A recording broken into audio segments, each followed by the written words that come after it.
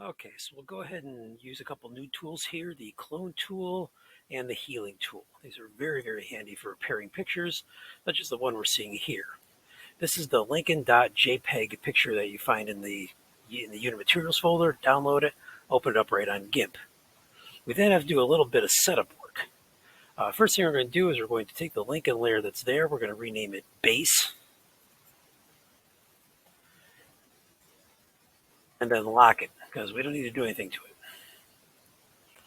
We're then going to duplicate the layer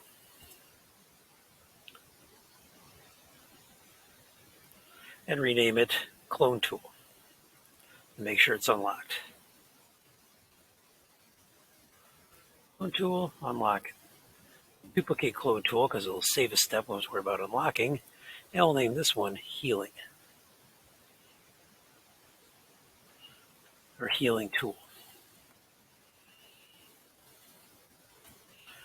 So that's all set. Now we can go ahead and actually edit it.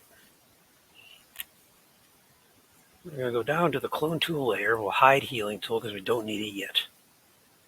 In fact, we'll hide everything. Let's just have the one we're working on be visible.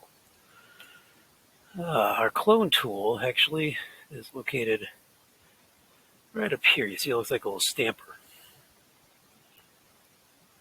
Down here we need to set the size. I'm going to set the brush size at about 50.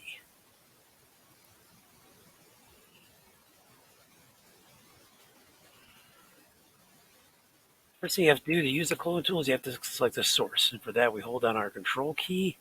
We want a source close to the crack, so I'm going to zoom in a couple clicks. View. Zoom. I want to go to 100%. There we are. Okay, so we'll hold down control. We'll get a source fairly close to where you want to work with. Click right there. Then with the brush, we can start painting over what's there. Note that the source moves with it. So when you do this, you want to change your source fairly frequently. To this end, we'll choose a source down here.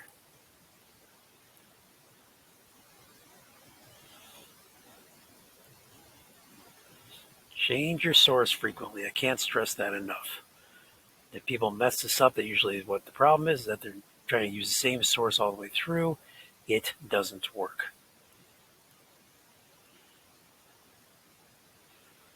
Okay, and that one's pretty much gone.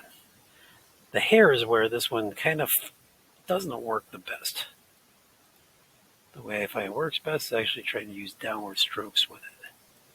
And even that looks like, for lack of a better word, you're throwing putty on Abe's hair.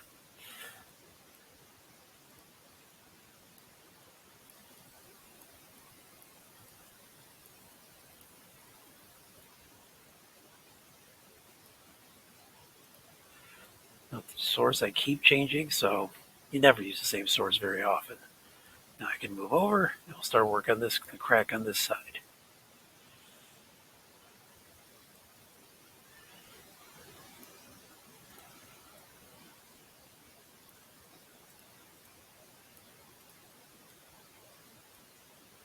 Okay, we're almost, we almost got to the side there.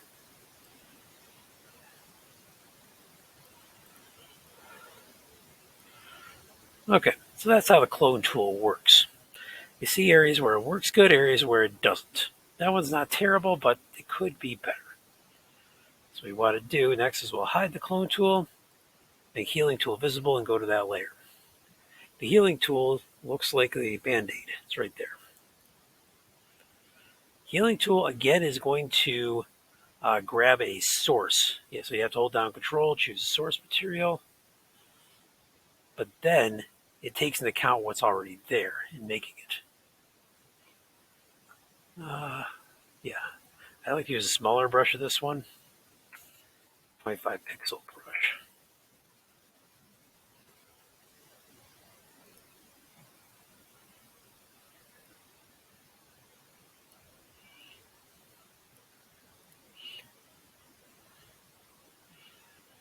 So you see with that big spot that's over there on that far right, it's taking into account what's already there along with what you chose as a source. So it's coming out quite a bit darker than what you had it.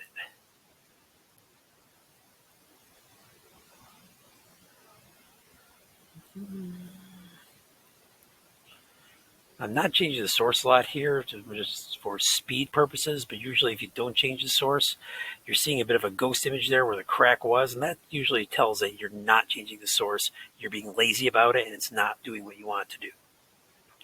Now this one does work a little better on the hair. Let's use that for the hair. I can start going downward on it. You see it's a little more, lack of a better word, natural looking. Actually, it looks like there's something there. I mentioned this in the worksheet, but the picture actually has a very interesting history. It's taken in March 1865, right before Lincoln makes a long visit to the front. And the picture itself, because of the negative cracked, probably would have been tossed had not Lincoln died in early April. So it's saved, and it remains one of the better images of Lincoln late in life, right before his assassination. Although you can see the toll of having to be president of 4 years Civil War is played on his face. To give you an idea, Lincoln here is only a few years older than I am right now.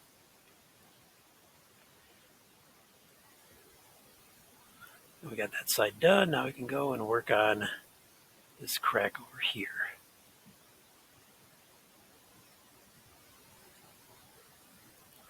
And that's how you use it. Now you see with that, you both have advantages, both have serious disadvantages. So you're not going to get 100% perfect if you just go with one tool, and especially if you get really lazy and don't keep moving your source. The best ideal way to use it is going to be use them both in tandem.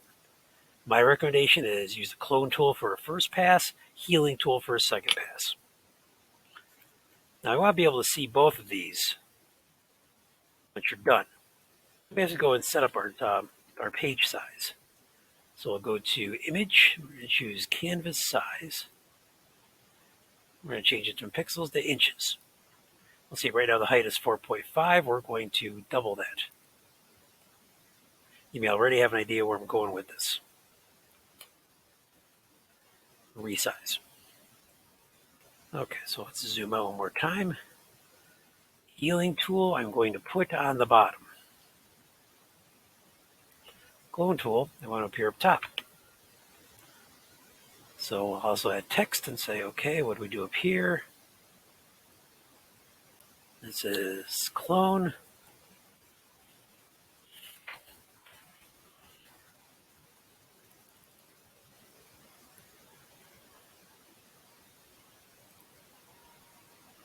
And down here, this one is healing.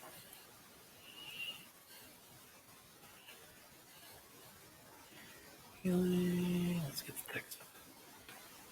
Now I'll move it into position so you see it perfectly. Up, wrong. That's not what I wanted. That's what I wanted. And this one is now ready to turn in. When you turn it in again, remember you want to save it. So if you have to go back and fix something, you can, but you want to actually export it as an image file. PNG or JPEG will both work good for me to actually see it, to grade it. Now, once that's done, you are going to download and open up a file called Clone Stamp Assignment. It's going to take a minute to come up, and I'm sorry my computer gets a little cranky bringing up the files in GIMP. But usually this will disappear and I have to bring it back up again, which is no fun whatsoever. Well, there we are. To clone.